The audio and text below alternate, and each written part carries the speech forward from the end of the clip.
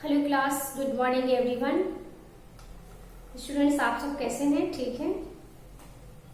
Okay students, तो अभी आपका उर्दू पीरियड है। अभी इस क्लास में आप लोग उर्दू पढ़ेंगे बच्चों, और उर्दू में आज सबक 3 पढ़ेंगे। सबक 3 का उन्वान है, सबक 3 का शीर्षक क्या है? ईमानदार किसान और हमदर्द हमसाया। ईमानदार किसान और हमदर्द हमसाया, इसका सबक 3 का उन्वान है। स्टूडेंट्स, आप लोगों ने लास्ट क्लास में सबक 2 पढ़ा था। सबक 2 में आप लोगों ने पढ़ा था हजरत खुदैजा अल अकबरी। आप लोगों ने सबक 2 में हजरत खुदैजा अल अकबरी के बारे में पढ़ा था। तो मुझे उम्मीद है कि इस सबक को आप लोग सही से अच्छा से पढ़ लिए होंगे, इसके मुश्किल अल्फाजों को भी याद कर लिए होंगे। तो स्टूडेंट्स, आइए हम आज सबक 3 पढ़ते हैं। सबक 3 को पढ़ने से पहले इस सबक के मुश्किल अल्फाज और उसके माने को पहले हम लोग जानते हैं, ठीक है? तो आप लोग अपने बुक ओपन कीजिए, पेज नंबर 13 में देखिए कुछ मुश्किल अल्फाज दिए हुए हैं। तो हम लोग इस अल्फाज को आज पढ़ेंगे और इसके माने को जानते हैं। अभी लिखा हुआ है यहाँ जोखों। जोखों का मतलब होता है परेशानी। जोखों मतलब होता है क्या? परेशानी।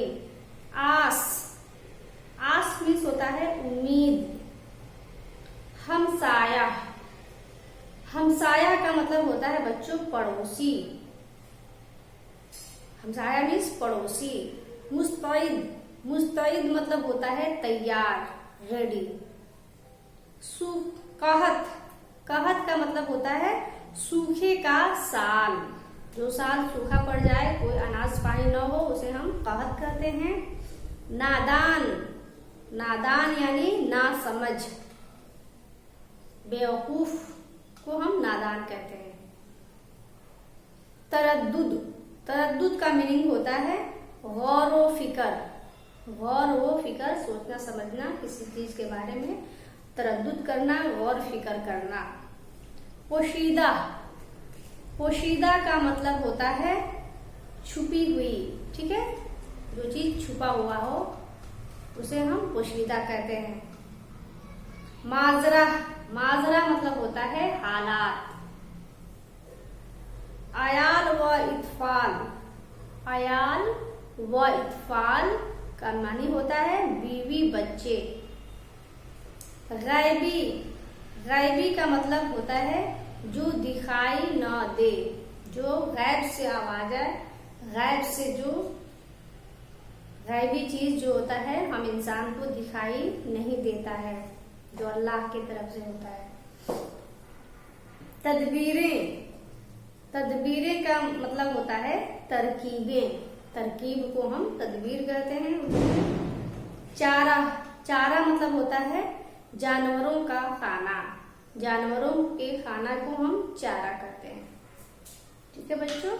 तो आइए हम सबक 3 को पढ़ते हैं। ईमानदार किसान और हमदर्द हमसाया।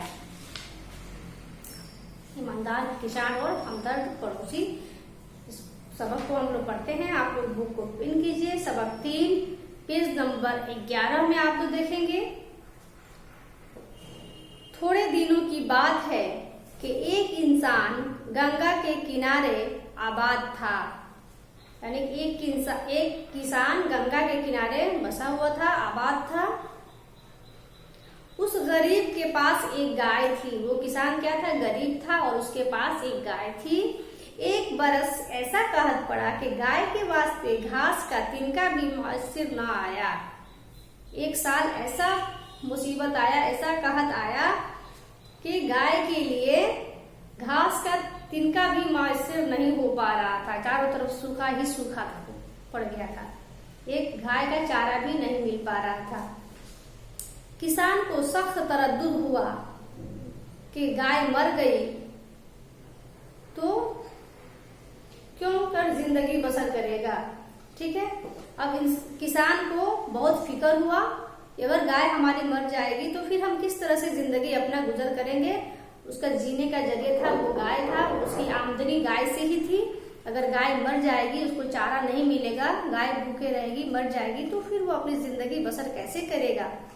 फिर इतना सहारा भी आयाल व इत्फाल को न रहेगा कि दूध पीकर ही पेट भर लें। मतलब उस इतना भी सहारा नहीं रहेगा कि उसके बीवी बच्चे कम से कम दूध पीकर भी तो अपना पेट भर लेते हैं। गाय जिंदा रहेगी तभी तो बच्चे दूध पिएंगे। कुछ देर तक हर किस्म की तदबीरें सोचता रहा। कुछ देर तक हर किस्म के हर तरह के उपाय अपने मन में सोचता रहा। ठीक है। आखिरकार इसके सिवा कोई राह नजर न आई कि चारा कहीं से चुरा कर लाएं या गाय से हाथ उठाएं। बहुत देर तक तदबीरें सोचता रहा, बहुत देर तक सोचता रहा किसान की क्या करे, गाय का चारा कहाँ से लाएं। तो ये सोचते सोचते उसको क्या तदबीरें नजर आ रही हैं कि गाय का चारा हम कहीं से चुरा कर लाएं या नहीं तो गाय से हाथ धो लें। इसके सिवा उसको और कोई उपाय नहीं सूझ रहा था। वह रात के वक्त एक हमसाया किसान के खेत में जा घुसा। वह रात के वक्त एक पड़ोसी था, वो भी किसान था, उसके खेत में जा घुसा और उसकी गरी से चारा चुराना शुरू कर दिया। ठीक है। वो रात के वक्त एक हमसाया किसान के खेत में जा घुसा और उसकी गरी से चारा चुराना शुरू कर दिया। जब यह नाजायज काम कर रहा था, खुद उसकी जबान से निकला। जब वो किसान चोरी कर रहा था, नाजायज काम कर रहा था, तो खुद उसके जबान से क्या निकलता है? ईमान बड़ी चीज है दुनिया में पर अफसोस। ईमान बड़ी चीज है दुनिया में पर अफसोस। क्या कीजिए जब जान की जो हो न सही जाए। क्या कीजिए जब जान की जो हो न सही जाए। अब गाय को रखता हूँ तो ईमान है जाता, ईमान को रखता हूँ तो हाथों से चली जाएगा। ठीक है। वो जब चारा चुरा रहा है किसान अपने हमसाया के खेत से, तो ये तरतीब ये उसके जबान से खुद ब खुद निकल रहा है कि ईमान तो दुनिया में बड़ी चीज है, लेकिन मैं क्या करूं, बहुत अफसोस की बात है। अगर मैं ईमान को कायम रखता हूं तो गाय हमारे हाथ से चली जाएगी। अगर हम गाय को जिंदा रखना चाहते हैं तो ईमान हमारे हाथ से चली जाएगी। तो दोनों में से कोई एक उसके हाथ से जा रहा है। ना गाय को जाने देना चाह रहा है वो किसान, ना ही अपना ईमान को। उसने जाना कि मैं क्या काम कर रहा हूँ। फौरन जहां से चारा उठाया था वहीं रख दिया और कहने लगा। किसान को मालूम था कि हम गलत काम कर रहे हैं। ठीक है, हमें चोरी नहीं करनी चाहिए। फिर वो चारा जहां से उठाया था वहां फौरन रख दिया और कहने लगा, ईमान सलामत है तो है आस खुदा की, मरती है अगर गाय तो मर जा बलाए से। मरती है अगर गाय तो मर जाए बला से। अगर हमारा ईमान सलामत है तो हमारा खुदा भी हमारा सहायता करेगा, हमारी मदद करेगा। अगर हम ईमान हमारा खराब हो जाएगा, ईमान हमारा खत्म हो जाएगा, तो हमारी मदद खुदा ताला नहीं करेगा। इसलिए वो बोल रहा है कि ईमान सलामत है तो आस खुदा की, मरती है अगर गाय तो मर जाए बला से। भले गाय हमारी मर रही है, मर जाए भले, लेकिन हम अपने ईमान को सलामत रखेंगे, हम अपने ईमान को खत्म नहीं होने देंगे। भूखी गाय को याद करके फिर उसका जी भर आया और सोचने लगा कि गाय भूखी मर जाएगी तो बच्चों को क्या खिलाऊंगा। ठीक है, वो दोनों तरफ सोच रहा है किसान। अगर वो चोरी नहीं करेगा तो उसकी गाय मर जाएगी, अगर वो चोरी करेगा तो फिर उसका ईमान खत्म हो जाएगा। ये देखिए क्या फिर आगे है। ये सोचकर फिर गरी से चारा निकालना शुरू कर दिया और मुस्तैद हुआ के बोझ सर पर ले चले। जिस वक्त वह बोझ उठाने को झुका, एक आवाज कानों में आई कि ऐ नादा, चोरी बुरा काम है। फिर वो गाय का जब ख्याल आया कि हमारी गाय भूखी है, फिर वो चारा उठा लिया और जब चारा उठा के वो चलने लगा तो फिर एक आवाज आई, ऐ नादा, चोरी बुरा काम है। ठीक है, चोरी बुरा काम है। चारे पे ईमान कुर्बान मत कर। एक चारे के लिए तुम अपना ईमान को कुर्बान मत कर। गरीब किसान को मालूम न हुआ कि ये आवाज कहाँ से आई है। ठीक है, एक आवाज कहाँ से आई उस किसान को नहीं मालूम है। मगर जो हिदायत इस गैबी में थी वह उसके दिल पे असर कर गई। लेकिन जो ये हिदायत जो थी, गैब से आवाज आई थी, वो उसके दिल पे असर कर गई। हया की खसलत जो इंसान को हर बुरे फेल से बचाती है, हया मतलब लाज शर्म की खसलत जो है वो इंसान को हर बुरे फेल, हर बुरे काम से बचाती है, इस तबीयत में ताजा हो गई और वह चोरी से बाज रहा और अपने को मलामत करता हुआ घर की तरफ चल दिया। फिर आखिरकार वो चारा वहीं छोड़ के किसान घर की तरफ चल दिया। दूसरे दिन उसकी हैरत की इंतहा न रही जब देखा कि वही हमसाया चरी का भारी गट्ठा लिए दरवाजे पे खड़ा है। पहला लफ्ज उसने कहा ये था, चोरी में क्या धरा है, ईमान है तो सब कुछ। चोरी में क्या धरा है, ईमान है तो सब कुछ। ले गाय की न करना ऐ यार फिकर अब कुछ। ले गाय की न करना ऐ यार फिकर अब कुछ। ठीक है, वो जो उसका हमसाया था, जिस हमसाये के खेत से चारा चुरा रहा था किसान, वो फिर वो छोड़ दिया। किसान उसके खेत से चारा नहीं चुराया, वो देख रहा था। ठीक है, वही उसने आवाज लगाया था कि चोरी मत करो, अपना ईमान सलामत रखो, इस चारा के लिए अपना ईमान को बर्बाद मत करो। फिर वही उसका जो दोस्त था, हमसाया था, दूसरे दिन सुबह चारा का गट्ठर लेकर उसके दरवाजे पे पहुंचा और बोला कि चोरी में क्या धरा है, ईमान है तो सब कुछ। लिए गाय की न करना है यार फिकर अब कुछ। चोरी में कुछ नहीं धरा है, चोरी हम नहीं करना चाहिए। लो ये गट्ठर, अब गाय की फिकर मत करो। चारा का गट्ठर ले लो, अब अपनी तू गाय की फिकर मत कर। वह भी अजीब वक्त था। गरीब किसान को फौरन मालूम हो गया कि रात का कार्रवाई से मेरा हमसाया जरूर वाकिफ है। अब वो किसान को समझ में आ गया कि रात का जो मैं कारनामा कर रहा था, उससे वो हमारा हमसाया वाकिफ है। वो हमारा जो भी हम कारनामा कर रहे थे, वो हमारा हमसाया जान चुका है। वह खामोश था, वह चुप था, मगर शर्मिंदगी और खुशी की भरी निगाहों से नेक हमसाया का शुक्रिया अदा कर रहा था।